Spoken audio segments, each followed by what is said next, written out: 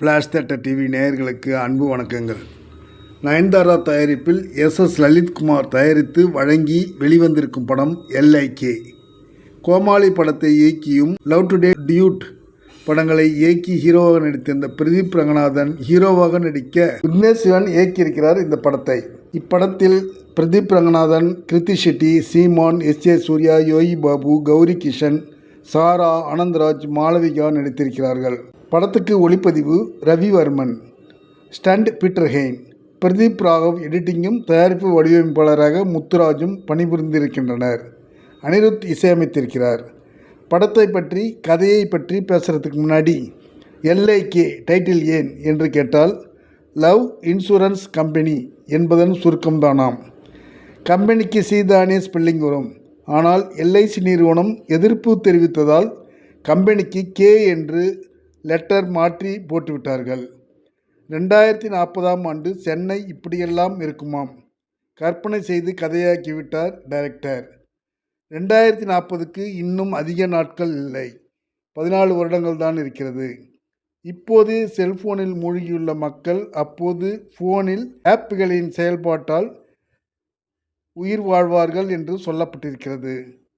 ஆன்லைனில் ஒருவர் பேசுவது பழகுவதை வைத்து நல்லவர் என்று எடை போட முடியாது. காதலிப்பவர்களின் விவரங்களை சேகரித்து சூரியன் என்கிற ஆப்பை S.A. சூர்யா என்கிற பிஸ்னஸ்மேன் உருவாக்குகிறார். அதில் இன்வால்வ் ஆகும் காதலர்கள் ஒருவருக்கொருவர் தங்களின் இணையை நல்லவரா என்று பொருத்தம் பார்த்து அந்த ஆப் சொல்கிறபடி அத்தனை சதவீதம்தான் காதல் இருக்குமாம். ஏராளமான காதலர்கள் ஆப்பில் தங்களை இணைத்து கொள்வதால் ஏகப்பட்ட பணம் சம்பாதிக்கிறார் S.A. சூர்யா. அதே வேளையில் செல்போன்களால் மனித இனம் சீரழிந்து நாசமாவதை பற்றி யாருமே செல்போன் பயன்படுத்தாத ஆர்கானிக் வேர்ல்ட் என்ற இயற்கையோடு ஒன்றிய இடத்தில் வசிக்கிறார் அன்பு கடல் என்னும் சீமான். அன்பு கடல் சீமானின் மகன் வைப் வாசி பிரதீப் ரங்கநாதன் கிருத்தி ஷெட்டியை காதலிக்கிறார். அவள் ஒரு செல்போன் பைத்தியம்.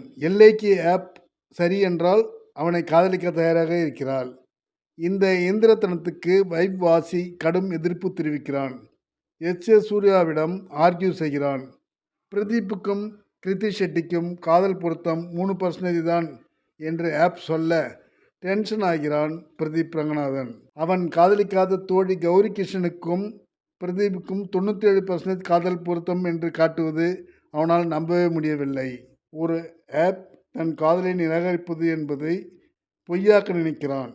ஆனால் அவர்களை சேர விடாமல் தடுத்தால்தான் தனது ஆப் சொன்னது உண்மை என்பது நிரூபணமாகும் மற்றும் தனக்கு பணம் கொட்டு என்று கொட்டும் என்று அவர்கள் சேர விடாமல் அவர்களை தடுக்கிறார் S.A. சூர்யா.